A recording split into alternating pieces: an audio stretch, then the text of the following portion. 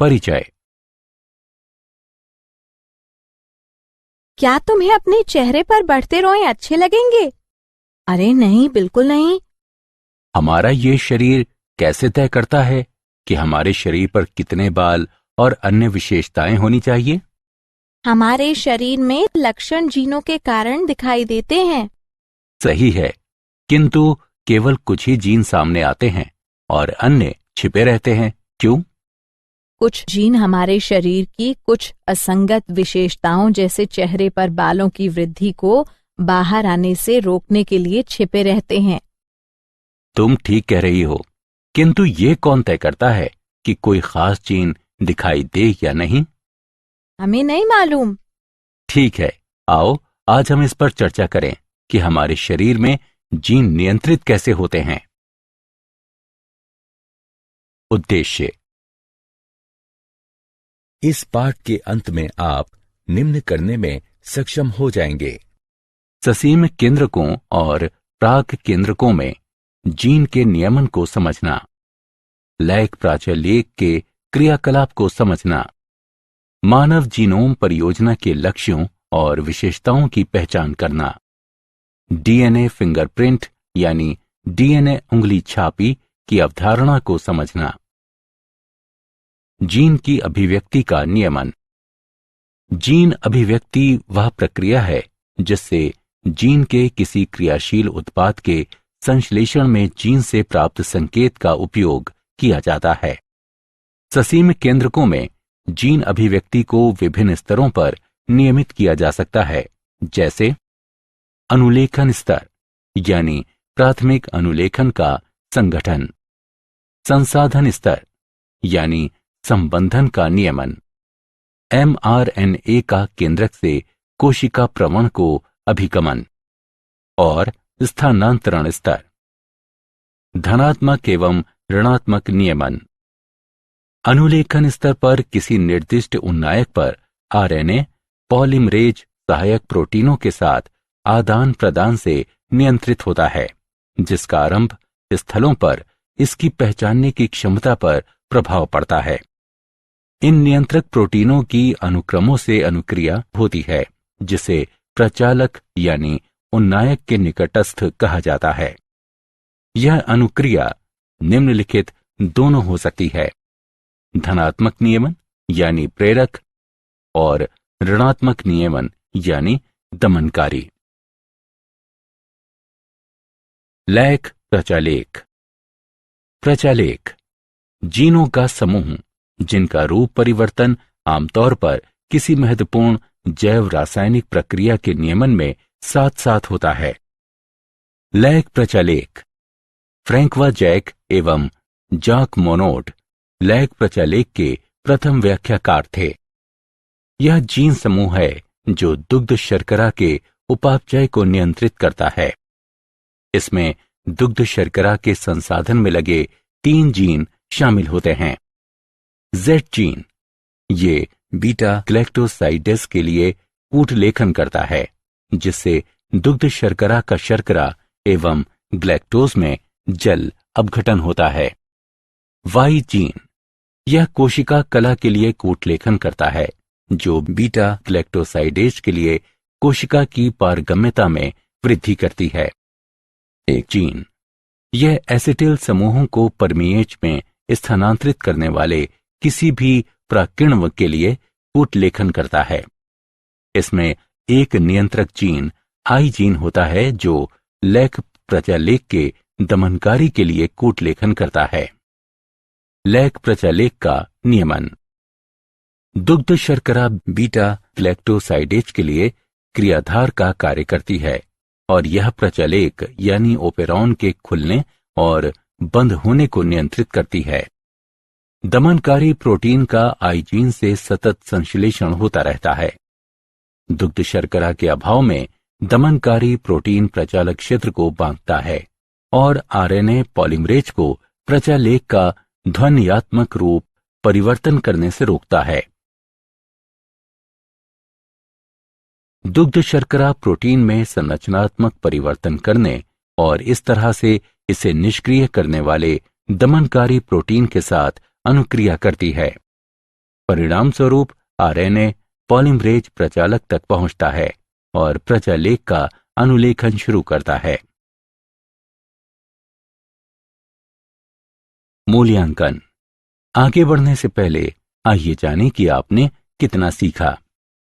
लेख प्रचालेख के प्रारूप को पूरा करने हेतु नीचे दिए गए संकेतों का उपयोग करते हुए रिक्त स्थानों को भरें।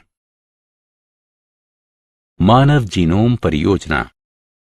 मानव जीनोम परियोजना HGP एक अंतर्राष्ट्रीय विज्ञान शोध परियोजना है जिसका मुख्य लक्ष्य डीएनए का संगठन और भौतिक तथा कार्यात्मक दोनों दृष्टियों से मानव जीनोम के जीनों की पहचान और मानचित्रण करने वाले रासायनिक क्षारक युग्मों के अनुक्रम का निर्धारण करना है।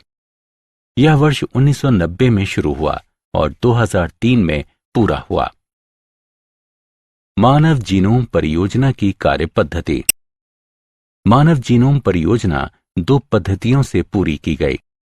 आरएनए के रूप में प्रकट जीनों की पहचान कर, यानी व्यक्त अनुक्रम घुंडियां, सभी संकेतकी और गैर संकेतकी अनुक्रम से युक्त समस्त जीनोम विन्यास का अनुक्रमण कर और फिर अनुक्रम में विभिन्न क्षेत्रों का उनके कार्यों के साथ निर्धारण कर, यानी अनुक्रम टिप्पणी। अनुक्रमण के लिए किसी कोशिका का समस्त डीएनए अलग होकर अपेक्षाकृत छोटे आकारों के यादृच्छिक खंडों में बदल जाता है। ये अनुक्रम आगे निर्दिष्ट रोगवाहकों का, जिन्हें BAC यानी जीवाणुविक कृत्रिम गुणसूत्र और YAC यानी यीस्ट जन्य कृत्रिम गुणसूत्र कहा जाता है, उपयोग करते हुए उपयुक्त परपोषियों यानी जीवाणु या खमीर के रूप में परिवर्तन हो जाता है।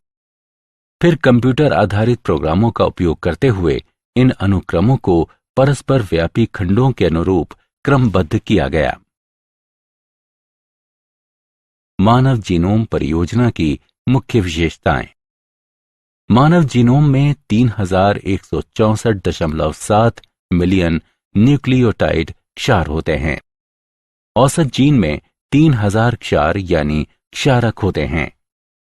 डिस्ट्रोफिन अब तक ज्ञात विशालतम मानव जीन है जिसमें 2.4 मिलियन क्षार होते हैं।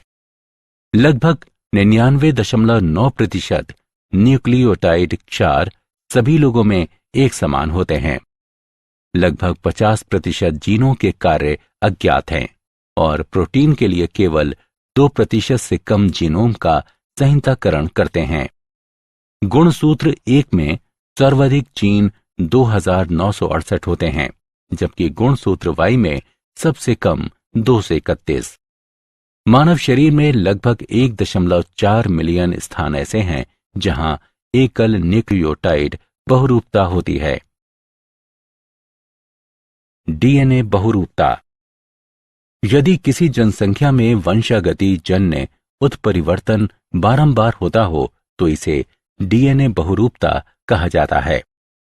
ये विविधताएं मुख्यतः कूट मुक्त डीएनए अनुक्रमों में पाई जाती हैं, क्योंकि संभव है कि किसी व्यक्ति विशेष की जनन क्षमता में इन अनुक्रमों में उत्परिवर्तनों का कोई तात्कालिक प्रभाव यानी असर नहीं हो।